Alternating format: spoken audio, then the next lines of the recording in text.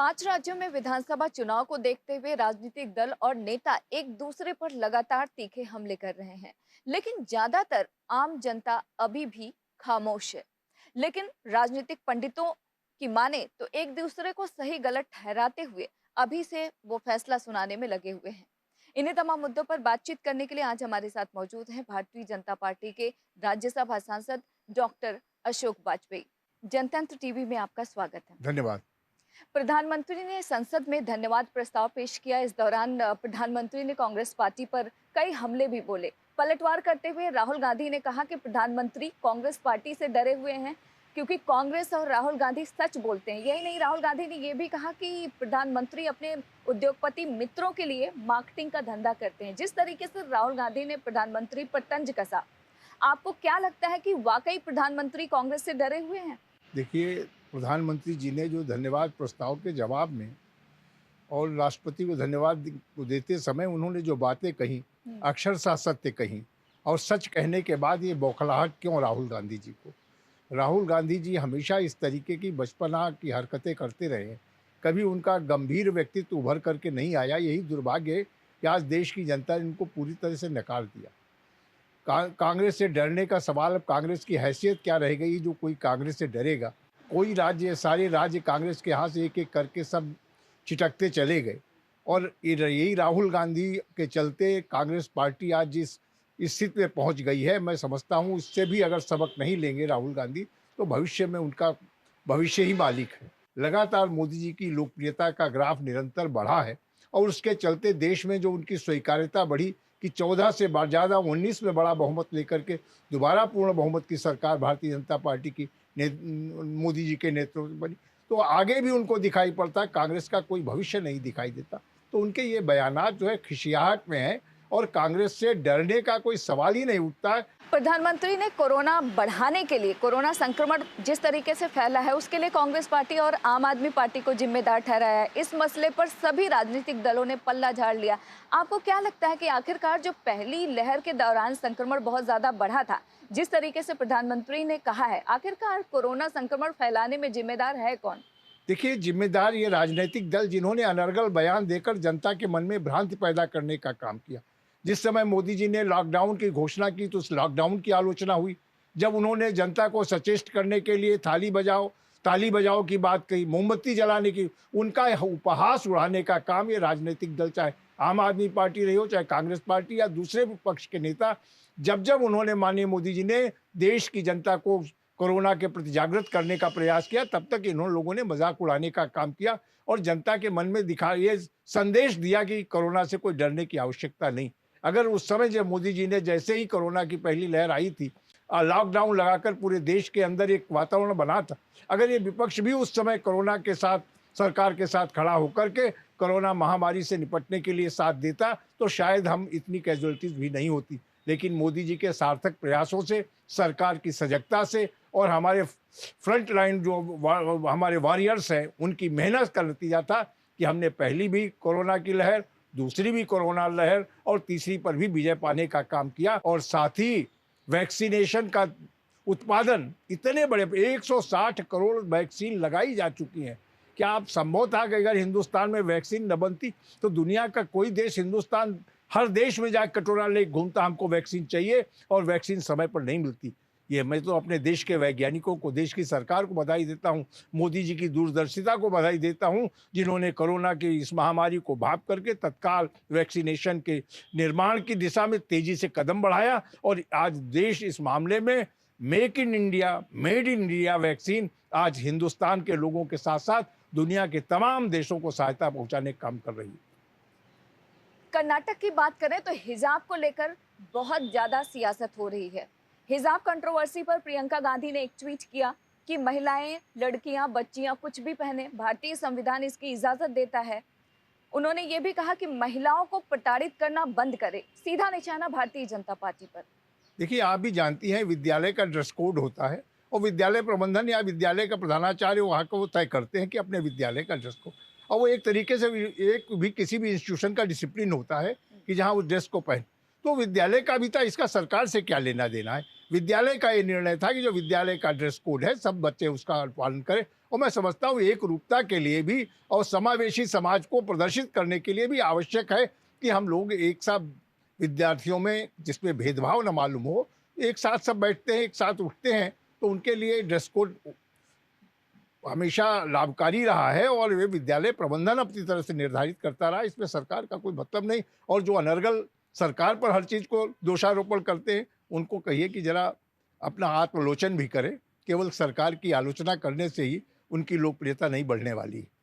क्योंकि इस पूरे मसले को लेकर असदुद्दीन ओवैसी उत्तर प्रदेश में एक्टिव हो गए हैं। उनका साफ तौर पर कहना है कि क्योंकि बीजेपी इस बार यूपी में सांप्रदायिकता को नहीं बढ़ा पा रही है, ध्रुवीकरण नहीं कर पा रही, इसलिए उसने कर्नाटक को चुना है। भारतीय जनता पार्टी की सरकार के इन 7 वर्षों में जो भी लोक कल्याणकारी योजनाएं आई हैं, बिना भेदभाव के, न जाति का भेद, न धर्म का भेद, सबके साथ समदृष्टि के साथ पात्रता के आधार पर हर कार्यक्रम का लाभ पहुंचाने का काम किया गया। चाहे डायरेक्ट बेनिफिट ट्रांसफर हो, चाहे प्रधानमंत्री आवास हो, चाहे उज्ज्वला गैस कनेक्शन देने की बात हो, चाहे किसान सम्मान निधि देने की बात हो, जो भी योजनाएं बनी हैं उन योजनाओं का लाभ ये नहीं देखा गया कि हिंदू है कि मुसलमान। तो ऐसी सरकार पर इस तरीके सांप्रदायिकता का आरोप लगाना, इन लोगों को सोचना चाहिए जो केवल सांप्रदायिकता ही बुलाने का काम करते। और बाकी असाउद्दीन ओवैसी की उत्तर प्रदेश में कौन सी खेती है, कौन सा यहाँ उनकी जनता के बीच बड़ी सेवाएं हैं कि हैदराबाद से आकर केवल सांप्रदायिकता भड़का करके ही तो राजनीति करने का काम कर रहे हैं। और अपने उल्टा चोर कोतवाल डांटे, कोतवाल को ही डांट रहा है कि खुद सांप्रदायिकता फैला रहे हैं और हम पर सांप्रदायिकता की बात करते हैं। क्योंकि देखा जाए इस पूरे मामले को लेकर नोबेल पुरस्कार विजेता मलाला यूसुफजई ने भी इंटरफेयर किया है। उन्होंने भी ट्वीट किया है कि जिस तरीके से हिंदुस्तान में बेटियों के साथ हो रहा है ये सही नहीं है। अंतर्राष्ट्रीय स्तर पर जिस तरीके से मलाला ने ट्वीट किया है, इसे आप कैसे देखते हैं?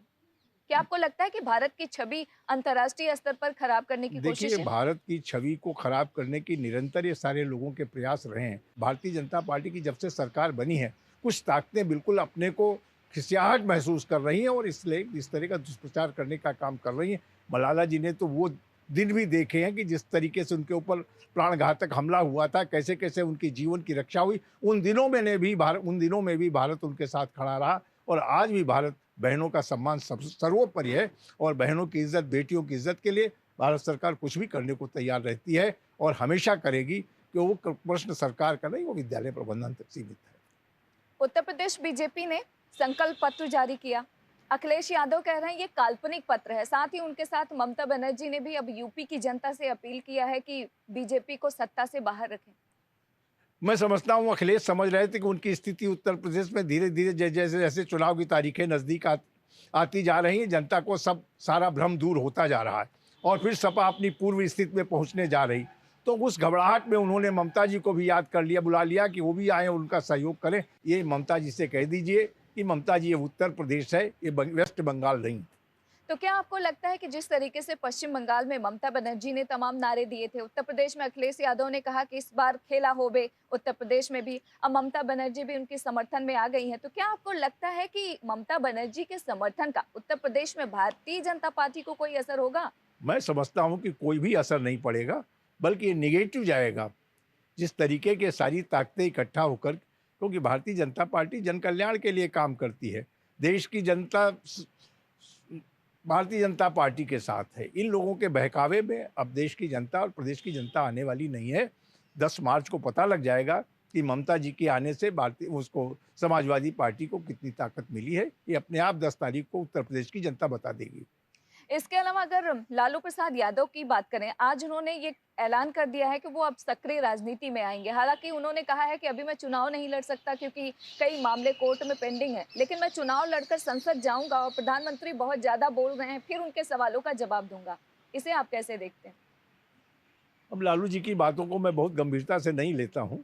अभी तो वो कानूनी शिकंजे में कसे हुए हैं कि राजनीति में कैसे वो भाग लेंगे, ये वही जाने। लेकिन उनके अपने कृत्यों का ही फल है कि आज भी वो भुगत रहे हैं और देश की जनता लालू के कारनामों से भी परिचित है। उनके आने से कितना प्रभाव पड़ेगा देश की राजनीति पर, ये अच्छी तरह से सभी लोग जानते हैं। इसलिए उस पर मुझे कहने की या प्रतिक्रिया की कोई आवश्यकता नहीं। अगर यूपी में पूर्वांचल की हम बात करें, ब्राह्मणों की बात करें, तो ऐसा कहा जा रहा है कि ब्राह्मण वर्ग नाराज है। खासतौर पे सतीश चंद्र मिश्रा की अगर हम बात करें, हरिशंकर तिवारी की बात करें, तो ये दोनों लोग कह रहे हैं कि भारतीय जनता पार्टी उत्तर प्रदेश की जो सरकार है, खासतौर पे योगी सरकार ने ब्राह्मणों को टारगेट किया है। आपके हिसाब से इसमें कितनी सच्चाई है? देखिए, दोनों का मैं सम्मान करता हूँ, लेकिन सच्चाई ये है कि हरिशंकर तिवारी जी लगातार 2-3 चुनाव हार चुके हैं। अगर ब्राह्मणों में इतनी ही लोकप्रियता होती, ब्राह्मण बाहुल्य सीट पर ब्राह्मण से ही वो चुनाव हारे हैं। तो इससे आपको अंदाज़ा लग सकता है कि उनके कहने का कितना प्रभाव होगा। गोरखपुर में मठ से उनकी पुरानी नाराज़गी चलती रही है, वो ईर्ष्यावश ये सारी बात कर रही है। जहाँ तक बसपा के नेता का सवाल है, बसपा को अच्छी तरीके से देश का जनमत और ख़ास तौर से प्रबुद्ध वर्ग अच्छी तरह से जान चुका है कि उनकी कथनी करनी में कितना भेद है। मन में राम, बगल में छुरी, ये बसपा का कृत्य रहा है। ब्राह्मणों के प्रति क्या भाव रहा है बसपा का, केवल चुनाव में मीठी-मीठी बात कर लेने से ये प्रबुद्ध वर्ग है, ये गुमराह होने वाला नहीं। और एक बात और आपको बता दूं, ब्राह्मण जातिवादी नहीं है, ब्राह्मण राष्ट्रवादी है और राष्ट्र के लिए चिंतन करता है। और ब्राह्मण ये जानता है वर्तमान राजनीति में, वर्तमान परिस्थिति में भारतीय जनता पार्टी के अलावा कोई पार्टी ऐसी नहीं जो राष्ट्र चिंतन और राष्ट्र हित में काम करती हो। इसलिए उत्तर प्रदेश नहीं, पूरे देश का ब्राह्मण भारतीय जनता पार्टी के साथ पूरी मजबूती से खड़ा है। ये लोग जो राजनीतिक गुमराह करने का काम करते हैं, इनसे ये प्रबुद्ध वर्ग गुमराह नहीं होगा। अखिलेश यादव ने ये वो दावा किया है कि यदि वो सत्ता में आए तो किसानों को फ्री खाद, बिजली देंगे। इसके अलावा 15 दिन में गन्ना का बकाया भुगतान भी करेंगे। तो क्या आपको लगता है कि यूपी में इसका असर होगा? मुझे नहीं लगता है कि लोग अच्छी तरह से जानते हैं, कथनी और करनी के भेद को भी जानते हैं और ये भी जानते हैं कि उत्तर प्रदेश के खजाने से कितना कुछ लुटा देंगे। ये केवल हसीन सपने दिखाने की बात है, दिन में सपने दिखाने की बात है। और जनता इस सब में बताए ना कि जनता को केवल गुमराह करने के लिए इस तरीके के प्रचार किए जा रहे हैं। जनता इससे प्रभावित होने वाली नहीं और जनता जानती है कि अपने संसाधनों को भी जानती है, प्रदेश सरकार के भी संसाधनों को जानती है और इतना सब करने के लिए कहाँ से खजाना आएगा, कहाँ से पैसा आएगा, कैसे प्रदेश का विकास होगा और कैसे ये मुफ्त बांटेंगे, ये सारी चीज़ें ये जनता को अच्छी तरह से समझ में आता है। इससे कोई प्रभाव नहीं पड़ने वाला है। अगर तमाम सर्वे की बात करें तो सभी सर्वे में यही आ रहा है कि इस बार एक बार फिर से योगी सरकार रिपीट करेगी, लेकिन आंकड़े पहले के मुकाबले नहीं होंगे। जितनी जीत, जितनी सीट आप लोगों को 2017 में हासिल हुई थी, वो आंकड़े रिपीट नहीं होंगे। आपको क्या लगता है? देखिए ममता जी, सारे सर्वे जितने अभी तक आए हैं सब में ये स्पष्ट है कि भारतीय जनता पार्टी की सरकार बनने जा रही है। लेकिन मैं एक बात और आपसे कहना चाहता हूं कि 2017 के चुनाव में तब भी आप कवर कर रही थी, तब भी क्या किसी ने कहा था कि 325, किसी ने कोई पूर्वानुमान किया था कि 325 सीट जीत करके आएंगी? ये तो जनता का कुछ लोगों से बात करके जो परसेप्शन बना है कि बहुमत की सरकार भारतीय जनता पार्टी की आ रही।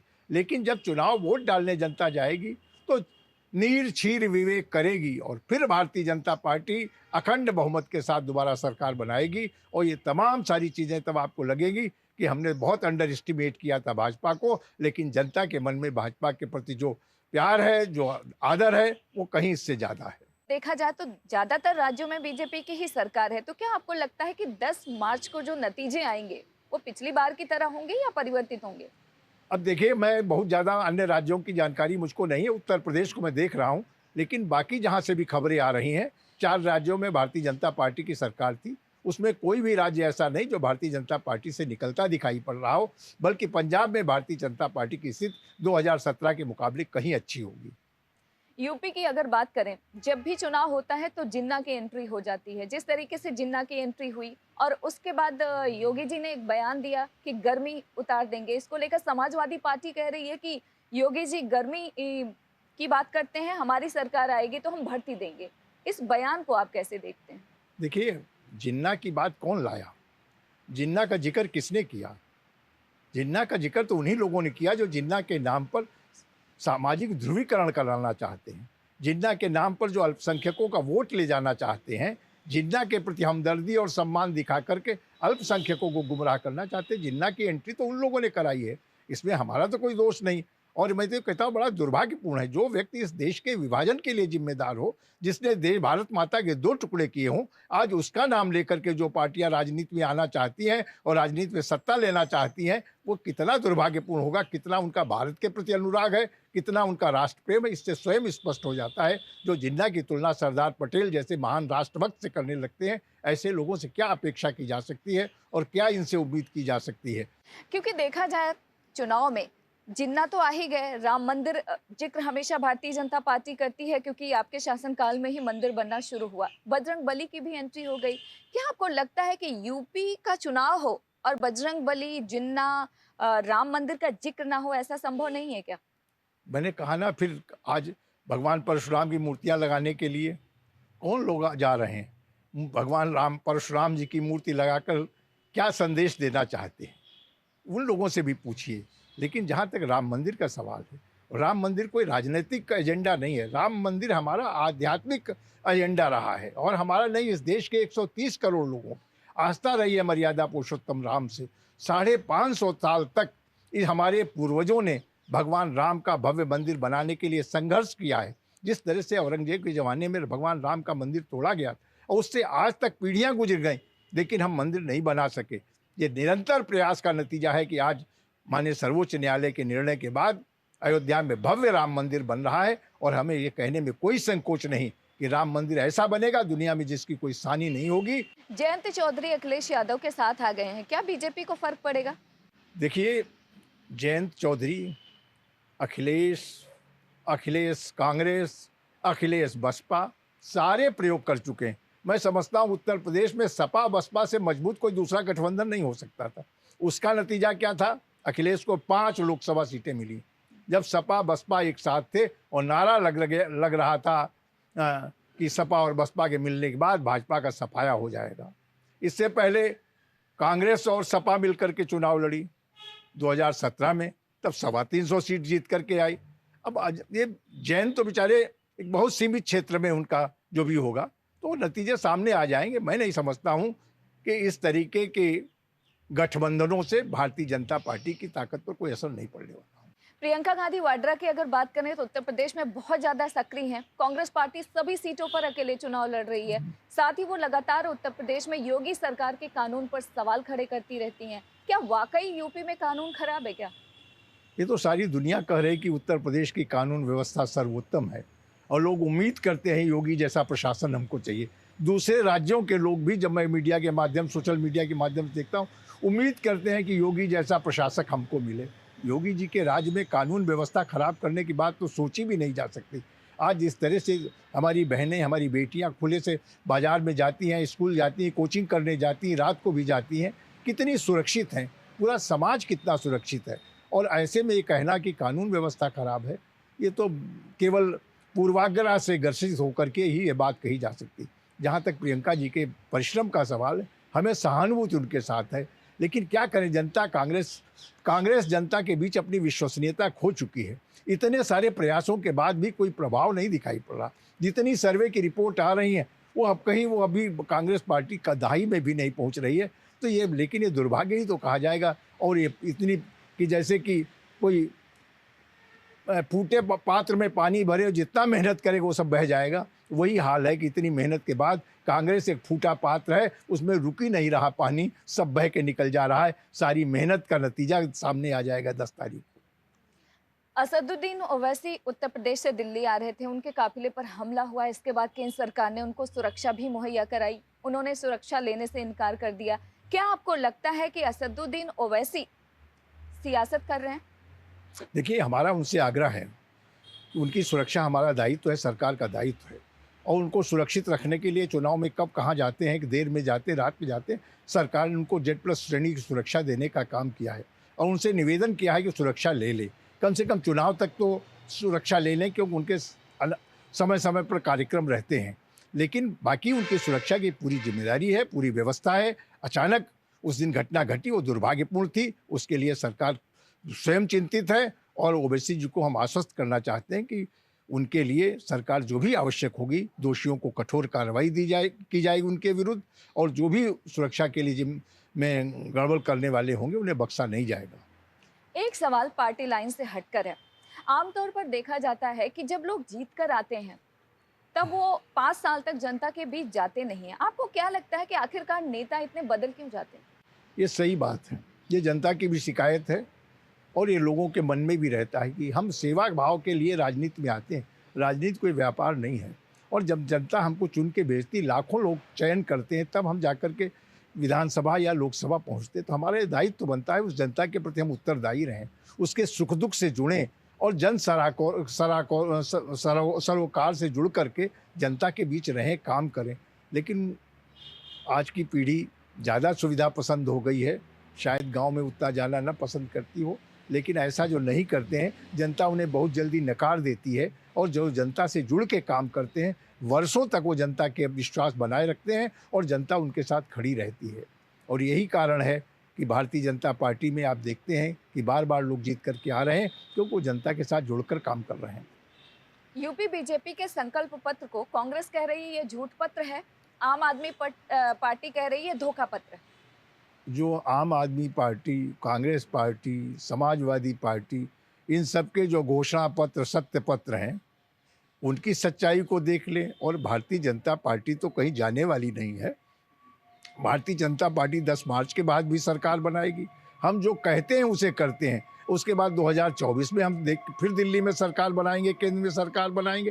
तो हम जनता के बीच झूठ बोल करके, झूठा वायदा करके कैसे रह सकते हैं? स्वयं में सोचना चाहिए। ये लोग जो झूठे वादे कर सकते हैं, जो हवाई हैं, जो जानते हैं कि हमारी सरकार बनने वाली नहीं है, इसलिए कोई भी ख्याली पुलाव पका दो, जनता को चाहे जितना झूठ परोस दो, जनता शायद गुमराह हो जाए, लेकिन जनता सच्चाई को जानती है। ये चाहे जितने लालीपाप बांटे, लेकिन उससे जनता प्रभावित नहीं होगी। जनता भारतीय जनता पार्टी के संकल्प को जानती है, ये उनका संकल्प है और इसे वो पूरा करेंगे सरकार बनने के बाद।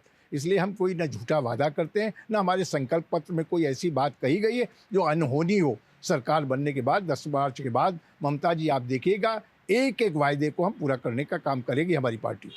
आपके संकल्प पत्र में है कि सत्ता में आए तो लव जिहाद को लेकर कड़ा कानून बनाएंगे। इसके अलावा गन्ना किसानों का जो बकाया है वो 15 दिन में देंगे। विपक्ष कह रही है अब तक इसकी सरकार थी, अब तक क्यों नहीं किया आप लोगों एक बात बताइए, विपक्ष से कहिए जरा कभी अपने गिरेबान को झांक कर देखें। इन गन्ना किसानों का गन्ना का जितना भुगतान भारतीय जनता पार्टी के इन 5 वर्षों में हुआ है, क्या आज तक आज़ादी 75 वर्षों में कभी इतना भुगतान हुआ था? गन्ना के दाम भी इन परिस्थितियों में, जबकि चीनी के भाव नहीं बढ़ रहे थे, हमने गन्ना के दाम भी बढ़ाने का काम किया। गन्ना के किसानों को समय पर भुगतान कराने का काम किया और ये भी वादा किया है कि जो भी गन्ना किसानों का पैसा बाकी होगा, अगर 15 दिन के अंदर भुगतान नहीं होगा तो सूद सहित मिल को किसान को देना होगा। तो ये सारी चीज़ें, जितना पैसा हमने चाहे एमएसपी में हो, जितने बड़े पैमाने पे हमने खरीद की है और किसानों को एमएसपी का भुगतान किया है, गन्ना किसानों को जितना बड़ा भुगतान किया है, आज तक कभी आज़ाद हिंदुस्तान में किसानों को इतनी धनराशि, इतना पैसा कभी नहीं मिला था, न गन्ना किसानों को, न गेहूँ, धान और रबी की और खरीफ की फसलों के किसानों को इतना पैसा कभी नहीं मिला था। आखिरी सवाल, आपको क्यों लगता है कि यूपी में एक बार फिर से भाजपा की सत्ता वापस आएगी?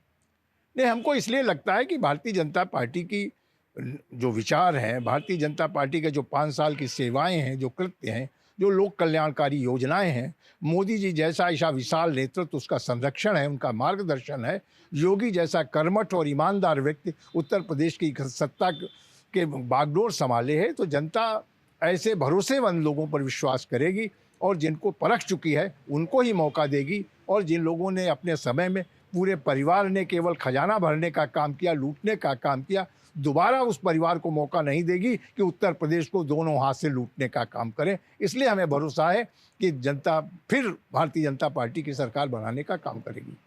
आपने हमें समय दिया, उसके लिए आपका बहुत बहुत शुक्रिया।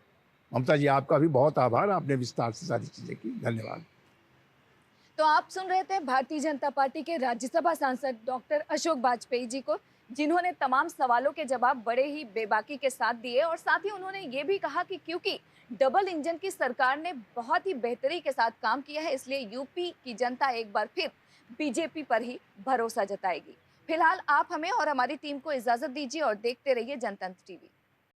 खबरों के निष्पक्ष विश्लेषण के लिए सब्सक्राइब करें Janatantra TV and press the bell icon. Never miss any update.